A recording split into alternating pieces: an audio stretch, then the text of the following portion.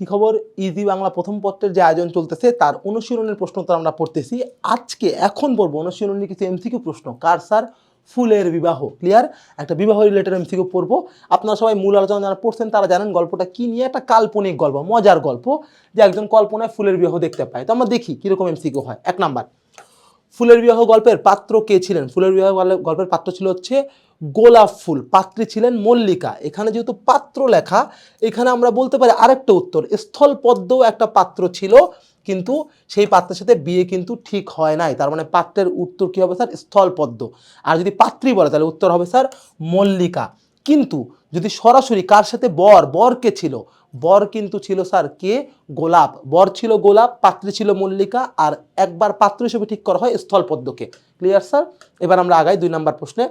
এই গল্পে কন্যাকুল বলতে কাদের বোঝানো হচ্ছে স্যার? এই গল্পে কন্যাকুল বলতে বোঝানো হচ্ছে স্যার ফুলদেরকে। ক্লিয়ার? কোন ফুল স্যার? মেনলি মল্লিকা ফুল। মল্লিকা গাছের যে লাল ফুলগুলো সেগুলোকে এখানে কন্যাকুল বা মেয়ে বলা হচ্ছে আর কি। ওকে স্যার, আসেন খুবই সহজ প্রশ্ন। 3 নাম্বারে যাবো স্যার। উদ্দীপকটা কি একটু খেয়াল করবেন। জমিদার জনার্দন ঘোষ মেয়ের বিয়ে দিতে, স্যার জমিদার বলতে জমিদার, এটা প্রিন্টিং মিস্টেক, ঠিক হয়ে যাবে, প্যারা নাই। মেয়ের বিয়ে দিতে গিয়ে পাত্র খুঁজে বেড়াচ্ছেন।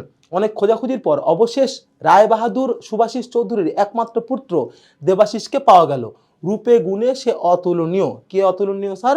জমিদারের পুত্রর যার সাথে বিয়ে ঠিক হলো সুভাষিস চৌধুরীর ছেলে দেবাশিস, সে হচ্ছে রূপে গুণে অতুলনীয়, দেবাশিস আর কি। এইবার দেখি কার সাথে মিল পাচ্ছি? দেবাশিসের গোলাপের সাথে মিল পাই, সেই রূপে গুণে অতুলনীয় পাত্র আর কি। এখন দেখি প্রশ্নটা কি। 3, উদ্দীপকে দেবাশিসের সাথে ফুলের বিবাহ গল্পের সাদৃশ্য রয়েছে কার? খেয়াল করুন, রূপে গুণে অদ্বিতীয় কে স্যার? অদ্বিতীয় হচ্ছে গোলাপ, সে হচ্ছে স্যার তাকে পাওয়া যায়, এবং আরেকজন কে স্যার? অনেক অবশ্যই রায়বাহাদুরের একমাত্র পুত্র দেবাশিসকে পাওয়া গেল। রূপে গুণে অতুলনীয় সাথে স্যার গোলাপকে পাই স্যার, রূপে গুণে অতুলনীয়। এবং আরেকজন কার পাই স্যার? গন্ধরাজও পাই, সেও ভালো একটা পাত্র ছিল কিন্তু অনেক দেমাগ বলে বিয়ে দেওয়া হয় নাই। তার মানে রূপে গুণে অদ্বিতীয় বলা যায় গন্ধরাজ এবং গোলাপকে। যেহেতু অপশনে একজন নাই, আসলে উত্তর হওয়া উচিত গোলাপ, শুধু 2। যেহেতু অপশন নাই স্যার, তার উত্তর হবে কি স্যার? 1 ও 2। ক্লিয়ার? অর্থাৎ ক নাম্বার উত্তর, 1 ও 2 হচ্ছে উদ্দীপকের উত্তর। Clear sir? বুঝতে পারছেন? সহজ 3টা এমসিকিউ, কথা আর না বাড়াই, এই 3টা সলভ করলে হয়ে যাবে আমাদের পাঠ্য বইয়ের পড়া।